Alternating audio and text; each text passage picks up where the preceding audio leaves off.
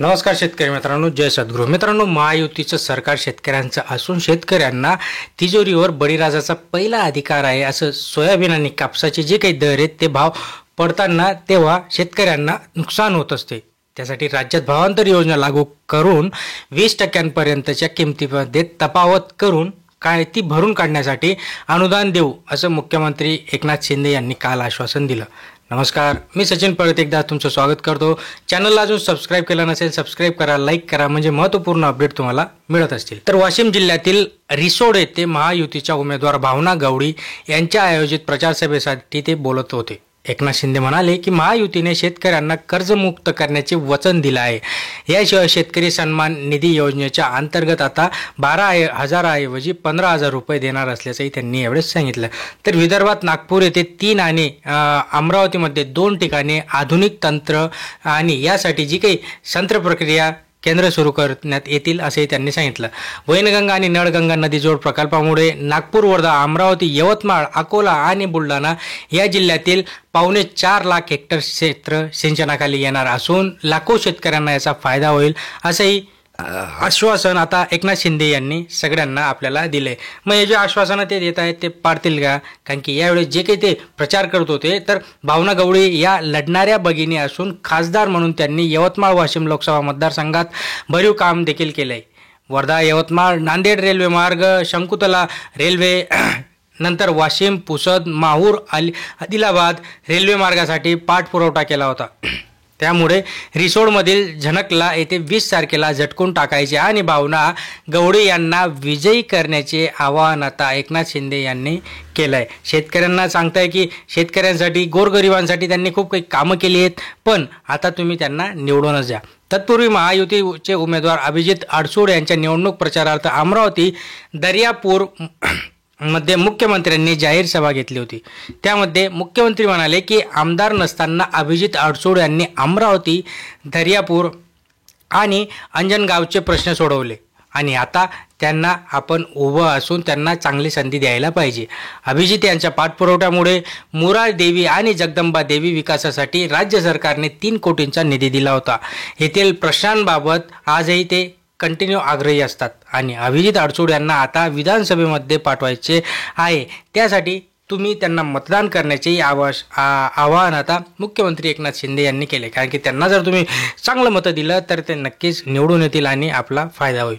एकनाथ शिंदे म्हणाले की अमरावती जिल्ह्याच्या विकासासाठी उमरखेड, डिवरवाडी, नंतर तुमचं तळेगाव, हिसारवाडी आणि चांदूर बाजार या 5 ठिकाणी संत्रा इस्टेट उभारले जाणार आहे. बघा, भविष्यात हे पण जाणार आहे.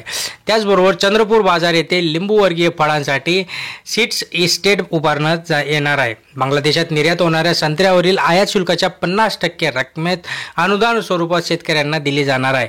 अमरावतीमध्ये PM मित्रा पार्क, मेगा टेक्स्टाईल पार्क विकसित केले जाणार असून त्यासाठी 10,000 कोटींची गुंतवणूक देखील होणार असल्याचंही त्यांनी यावेळेस सांगितलं.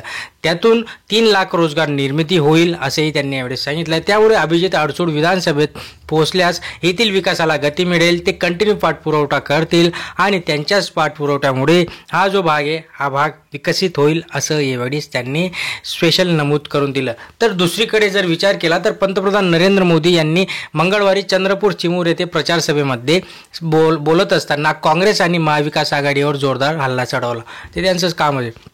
यावेळी मोदी यांनी देशातील शेतकऱ्याला आम्हाला सशक्त बनवायचं आहे असेही यावेळेस त्यांनी सांगितलं. पण कसं करणार त्यासाठी त्यांनी सांगितलं की आम्ही शेतकऱ्यांच्या विकासासाठी काम करत असून सत्ता द्या. महायुतीने सोयाबीन शेतकऱ्यांसाठी 6,000 हमी भाव देण्याचे वचन दिल्याचे म्हटले आहे आणि तो भाव आम्ही नक्कीच तुम्हाला देऊ जर तुम्ही आम्हाला विधानसभेमध्ये पाठवलं तर.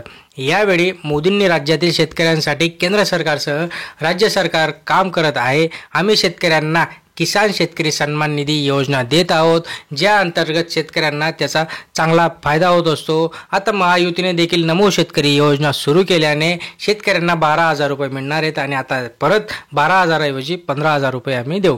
राज्यातील सोयाबीन कांदा उत्पादक शेतकऱ्यांना उत्पादन वाढवण्यासाठी आम्ही काम करत आहोत.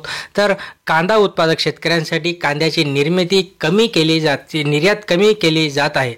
त्यानंतर सोयाबीन उत्पादक शेतकऱ्यांना मदत केली जात आहे. सोयाबीन उत्पादक शेतकऱ्यांना या भावांतर योजनेअंतर्गत 5,000 रुपये देत आहोत.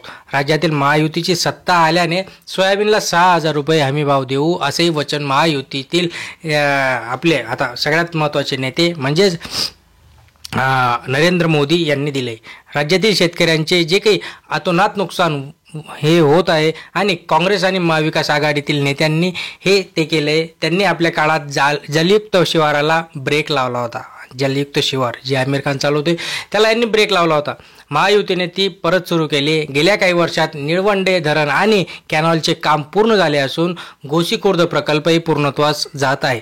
चंद्रपूरचे बांबू जगभर प्रसिद्ध असून आमच्या सरकारचे बांबूशी निगडीत इंग्रजांच्या काळातील नियम बदलवले.